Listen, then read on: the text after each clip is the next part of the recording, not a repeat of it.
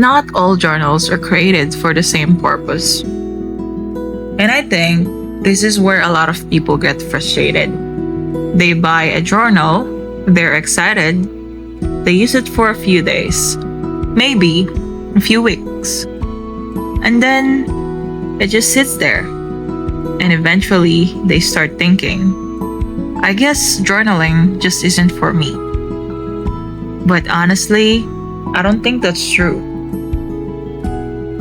I think most of the time, it's not that journaling doesn't work. It's that the journal didn't match the season you're in.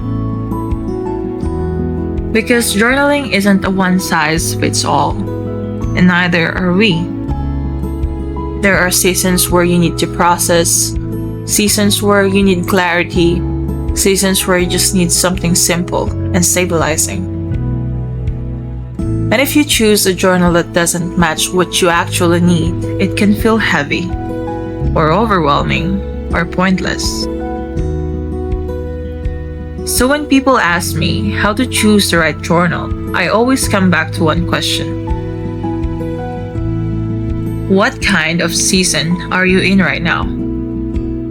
If you feel burnt out, disconnected, stretched thin, a self-care journal might be the right fit. And I don't mean the trendy, aesthetic version of self-care. I mean the quiet kind, the reflective kind. The kind that helps you check in with yourself before you completely run on empty. A self-care journal is really about awareness. It's about noticing your energy, your stress levels, your emotional patterns. It's gentle. It doesn't demand a lot from you. And that's the point. It's for seasons where you don't need to go deep into trauma. You don't need to redesign your entire life. You just need to pause and to reconnect. Now, if you're in a season where your mind feels loud, where you overthink everything, where your thoughts spiral quickly, that's usually where a gratitude journal can be powerful. And I want to say something about gratitude because I think it gets misunderstood. Gratitude is not pretending everything is okay. It's not toxic positivity. It's not ignoring the hard stuff. It's stabilizing your focus. When your brain is constantly scanning for what's wrong, gratitude gently reframes it to notice what's steady, what's safe, what's working. It's a grounding tool, especially in anxious situations. Then there are seasons when you're ready to grow more intentionally, where you're already built awareness and you're ready to go deeper. That's where something like a structured mental health journal can matter. But even that has layers. If you're just beginning to explore your emotional patterns, you don't need something intense. You need something supportive and beginner-friendly. A journal that helps you name emotions, track moods, build awareness without overwhelming you. But if you've already done that work, if you're more self-aware and ready to examine your patterns and reaction more deeply, then you might need something that challenges you a little more. Growth has stages. And I think we underestimate how important it is to honor what stage we're in instead of jumping ahead. Then, there's manifestation journaling. And I know that word can feel loaded for some people. But at its core, manifestation is clarity. It's about getting specific about what you want, who you want to become, what you're moving toward. It isn't about bypassing healing. It's not about pretending pain doesn't exist. It's about direction. Manifestation journaling works best when you're in a forward-moving season, when you feel ready to focus on building instead of unpacking. And then, there's the prayer journals.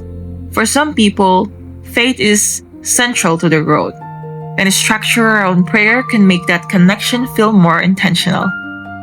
A prayer journal gives space to reflect, to track what you're praying for, to notice how your faith evolves over time. It becomes a record of your spiritual journey. And sometimes, that kind of anchoring is exactly what a season requires. And then, there are the low pressure tools, like scratch of cards prompts, because not every season has the capacity for deep writing sessions. Sometimes you're busy or tired or mentally full, and you just need something simple, something that removes decision fatigue, something that gives you one small step without requiring an hour of reflection. That still counts. Low effort does not mean low impact. So when you are choosing a journal, I don't think the question is which one is best. I think the question is, what do I need right now? Do you need stabilization? Do you need awareness? Do you need depth? Do you need direction? Do you need spiritual grounding? Or do you just need something easy? And here's the part I really want to emphasize. You don't need all of them. You don't need to overhaul your entire life.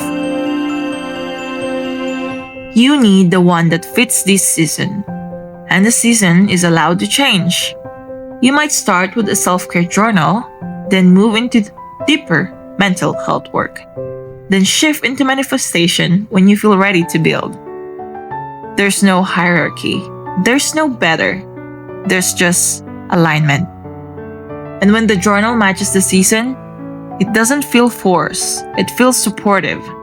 And that's really the goal. Not to journal perfectly, not to journal every single day, not to fill every page, but to choose the right tool for where you are. Because growth isn't about intensity. It's about consistency. It's about awareness. It's about small shifts over time. So, if you're standing in front of a journal wondering if it's the right one, pause. Ask yourself what you actually need and start there.